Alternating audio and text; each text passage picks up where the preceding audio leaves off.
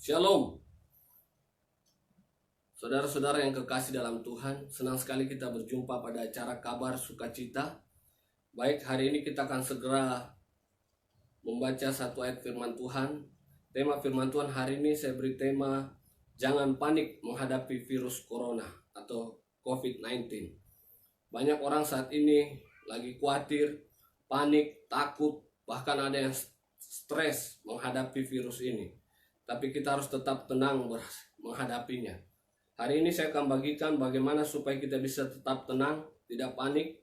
Kita buka satu kebenaran firman Tuhan dalam Mazmur 62 ayat 1 sampai ayat yang ke-6. Pengalaman dari Raja Daud untuk pemimpin biduan menurut Idutun Mazmur Daud. Hanya dekat Allah saja aku tenang, daripadanya lah keselamatanku. Hanya dialah gunung batuku dan keselamatanku, kota bentengku, aku tidak akan goyah. Berapa lama kamu hendak menyerbu seseorang, hendak meremukkan dia? Hai kamu sekalian seperti terhadap dinding yang miring, terhadap tembok yang hendak roboh. Mereka hanya bermaksud menghempaskan dia dari kedudukannya yang tinggi. Mereka suka kepada dusta, dengan mulutnya mereka memberkati, tetapi dalam hatinya mereka mengutuki sela. Hanya pada Allah saja kiranya aku tenang, sebab daripadanya lah harapanku. Hanya dialah gunung batuku dan keselamatanku, kota bentengku, aku tidak akan goyah. Jadi tips untuk tidak panik, kita harus dekat pada Allah yang pertama. Raja Daud ketika menghadapi tantangan dunia ini, dia dekat pada Allah. Saya percaya kalau kita dekat pada Allah, ya dia adalah pencipta kita. Kita aman bersama dia. Kita mau lari kemana, saudara? Orang Makassar bilang laki komai. Kita mau ke laut, ada tsunami. Kita ke gunung, ada tanah longsor, gunung berapi. Di darat ini banyak kesusahan. Ya saat ini orang dibuat panik oleh virus corona. Mereka hidup dalam ketakutan. Hanya dekat pada Allah saja kita bisa tenang. Hanya dialah sumber perlindungan kita. Jadi yang pertama, kalau kita mau tenang harus dekat pada Allah. Yang kedua, kita berlindung pada Allah. Saya percaya orang berlindung pada Allah, sehelai rambut pun tidak akan gugur tanpa seizin Tuhan. Ya, dijanji dalam Mazmur 91, walau 1000 robah di sisi kiri kita,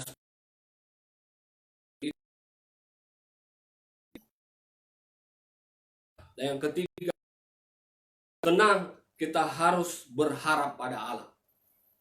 Firman Tuhan berkata, diberkatilah orang yang berharap pada Tuhan, tapi terkutuklah orang yang mengandalkan kekuatan manusia. Kekuatan manusia terbatas, tapi kekuatan Tuhan tidak ada batasnya. Saya percaya kalau kita berharap pada Tuhan, kita menanti-nantikan Tuhan, dia adalah sumber kekuatan kita. Dia akan selalu memberikan kekuatan baru kepada kita. Dan yang keempat, supaya kita bisa tetap tenang, kita tidak panik, kita harus berpikir positif. Filipi 4 ayat 8 berkata, jadi akhirnya saudara-saudara, semua yang benar, semua yang mulia, semua yang adil, semua yang suci, semua yang manis, semua yang sedap didengar, semua yang disebut kebajikan dan patut dipuji, pikirkanlah semuanya itu. Pikirkan hal-hal yang baik. Kita harus percaya bahwa Allah turut bekerja. Ya, kalau dalam Roma 8 ayat 28 dikatakan, kita tahu sekarang bahwa Allah turut bekerja dalam segala sesuatu mendatangkan kebaikan bagi mereka yang mengasihi Dia, yaitu bagi mereka yang terpanggil sesuai dengan rencana Allah. Ya, semua yang terjadi adalah seizin Tuhan. Ya, Tuhan mau supaya kita lebih dekat kepada Dia. Karena di luar Tuhan kita tidak bisa berbuat apa-apa. Hanya Dia gunung batu kita, kota benteng kita, dan kita tidak akan goyah. Tapi pertanyaannya bagaimana kita bisa dekat dengan Allah? Karena Allah tidak kelihatan. Ya, hari ini saya akan bagikan beberapa cara untuk kita dekatkan diri kepada Tuhan. Yang pertama, kita dekatkan diri lewat doa. Yesus itu hanya sejauh doa kita. Saya percaya ketika kita berdoa, kita berkomunikasi dengan Tuhan. Doa orang benar bila dengan yakin didoakan, sangat besar kuasanya. Elia adalah manusia biasa. Dia berdoa supaya hujan tidak turun selama 3,5 tahun. Dan hujan pun tidak turun. Ketika dia berdoa, hujan turun, saudara. Luar biasa. ada kuasa di balik doa. Doa bisa mengubah segala sesuatu. Ketika segala sesuatu mustahil, doa mengubah segalanya. Ketika tidak ada jalan keluar, doa mengubah segalanya. Ketika tidak ada pengharapan, doa mengubah segalanya. Ketika keadaan bertambah buruk, doa mengubah segalanya. Doa membuat kita kuat, doa membuat kita bertahan, doa membuat kita tenang, dan kita menang. Makanya kita harus tetap berdoa. Apapun yang kita alami, kita harus tetap berdoa kepada Tuhan. Bangun hubungan. Orang yang selalu berdoa kepada Tuhan, ya kalau kita sudah tidak bisa berbuat apa-apa, kita berdoa dengan ucapan syukur. Firman Tuhan bilang dalam Filipi 4 ayat ya yang ke-6 ya. Dikatakan di situ, janganlah hendaknya kamu khawatir tentang apapun juga, tapi nyatakanlah dalam segala hal keinginanmu dengan doa dan permohonan dengan ucapan syukur. Kita berdoa dengan ucapan syukur. Ya, bersyukur. Kita percaya Allah turut bekerja dalam segala sesuatu mendatangkan kebaikan. Dia tidak pernah mencobai lebih dari kekuatan kita. Apabila kita dicobai, Dia Allah yang setia. Dia selalu akan menolong dan memberikan jalan keluar yang terbaik buat kita, anak-anaknya. Ya. Saya percaya virus corona pasti berlalu, saudara. Yang penting kita selalu dekatkan diri kepada Allah. Yang kedua, cara mendekatkan diri kepada Allah yaitu lewat firman Tuhan. Baca, renungkan firman Tuhan. Saya setiap pagi sebelum saya bangun tidur, saya berdoa, baca firman, saudara. Kalau saya tidak baca firman, hari-hari yang saya lalui terasa berat. Langit dan bumi akan berlalu, tapi firman Tuhan kekal selama-lamanya. Firman memberikan ke kita kekuatan, firman memberikan kita kesembuhan, firman bisa mengubah hidup kita. Dan kalau kita selalu baca firman, kita pasti dekat dengan Tuhan. Ya. Karena firman itu adalah Tuhan sendiri.